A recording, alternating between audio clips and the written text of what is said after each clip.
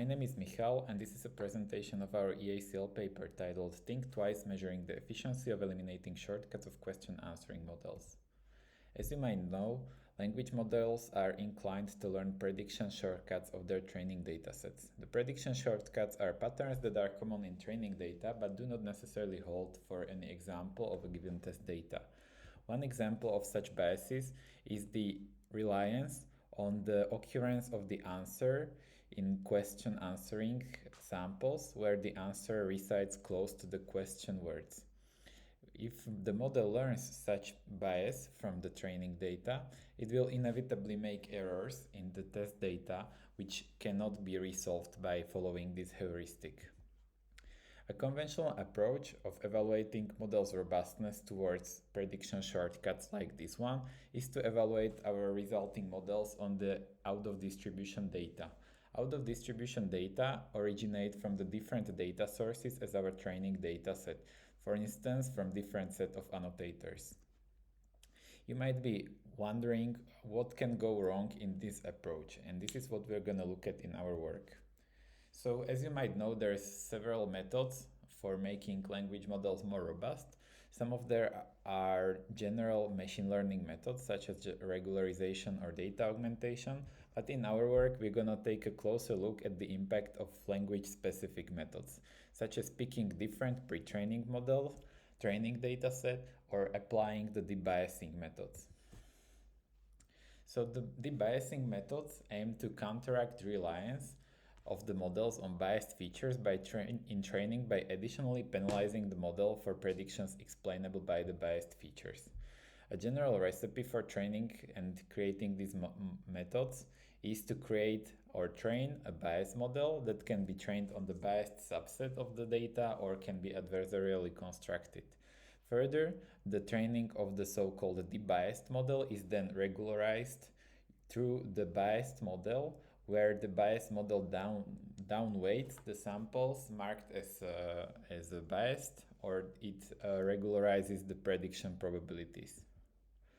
So efficiency of debiasing methods is usually evaluated on the out-of-distribution data, assuming that the datasets do not share the same prediction biases.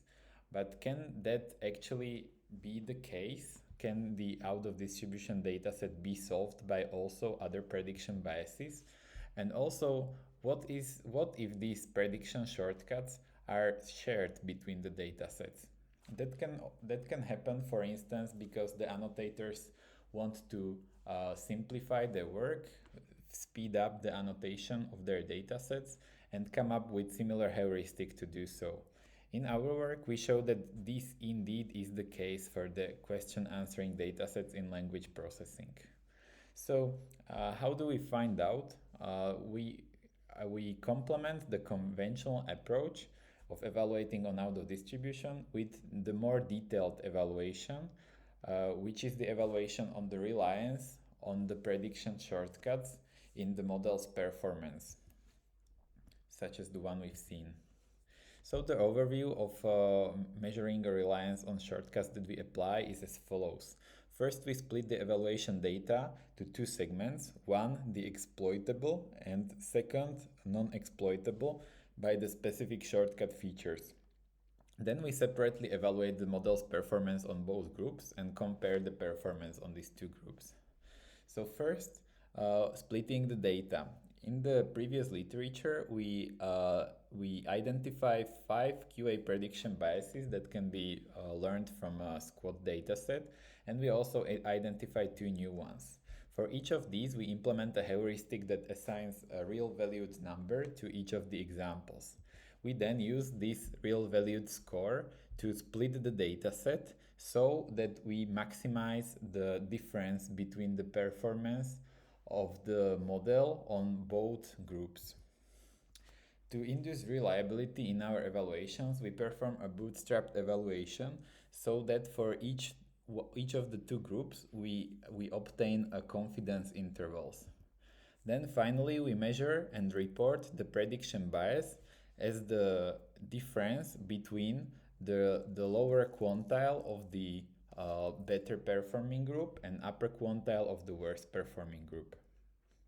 We also report absolute performance so that the prediction bias cannot be reduced simply by getting worse on the non-biased group. And we also evaluate the human prediction bias, denoting the difference in the natural difficulty of the questions in the two groups.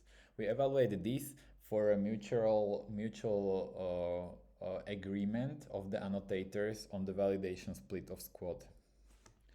Here's seven different biases or prediction shortcuts that we take a look at. Answer position or unspost. The third one is the one that we've seen in the example. So first we take a look at the impact of pre-trained model on the biasing of the resulting models. We take a look at three different covariates of the pre-trained models: pre-training data size, model size, and pre-training objective. When we take a look at the results, where we report the prediction bias for each of the spurious feature together with the average and the ordering of the models, depending on their average reliance on the biased feature, we see that the larger pre-training dataset helps to mitigate reliance on the biased feature. We also see that some pre-training objectives work better than the others. When we take a look at the out-of-distribution performance and the mutual ordering of the models, we see very similar trends. When we take a look at the impact of the debiasing methods, where we train the biased model on the worst performing split from our splitting heuristic, we see that the out-of-distribution performance reported in the previous work can indeed be found and indeed can be reached. When we take a look at the results of the mitigation of the reliance of the debiased models on the prediction biases, we can see that the debiasing methods are not exactly consistent in the ability to mitigate the biases. When we take a look at the cross bias evaluations, we can see that the relation between the biases is non-trivial. Where we mitigate the bias on or the reliance on one feature, we can either worsen the reliance on one feature, or we can improve and mitigate the bias also on other features. In our first analysis, we take a look at the relation of prediction bias and out-of-distribution performance, commonly used to evaluate the robustness of the debiasing methods. We can see that the out-of-distribution performance and the relation of out-of-distribution performance and the prediction bias is somewhat similar. When we take a look at the impact of debiasing methods, we can also see that the efficiency of the prediction bias methods is in aggregate very similar. However, when we take a look at the specific cases where we, for example, address the word dist prediction bias using confidence regularization method, we see that actually the improvement of the out-of-distribution that we have seen in the previous table cannot be attributed to decreased reliance on the biased feature, but to the contrary, the increased reliance on the biased feature can also bring improvements on out-of-distribution. We can find multiple cases like this.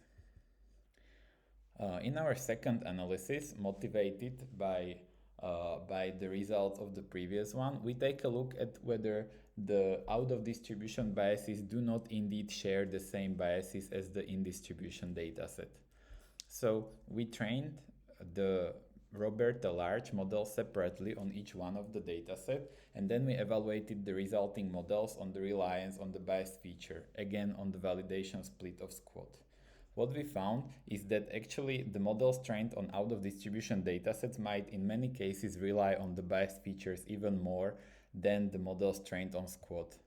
For instance, we can see that the Trivia QA dataset quite consistently relies on the biased feature more than the model trained on squad. However, we also see that for natural questions datasets, we also see cases where the bias actually magnifies rather than mitigates.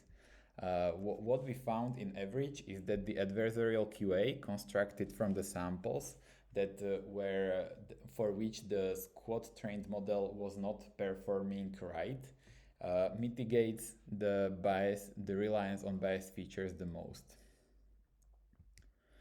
So yes, so what are the takeaways of our work? We can train more robust models by using larger pre-trained models or models trained on more pre-training data.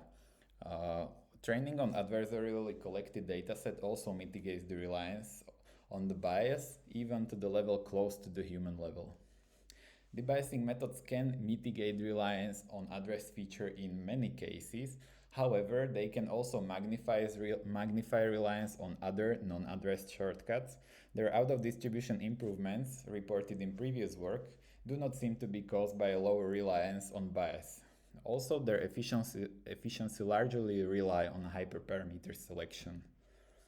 So different QA dataset exploit identical biases. So counterintuitively, making model relying less on a shortcut can actually lower out-of-distribution performance, contrary to the assumptions of the previous work. Analogically, eliminating prediction shortcut might also lower out-of-distribution performance. So, in a conclusion, out-of-distribution performance is largely independent from the reliance on bias features.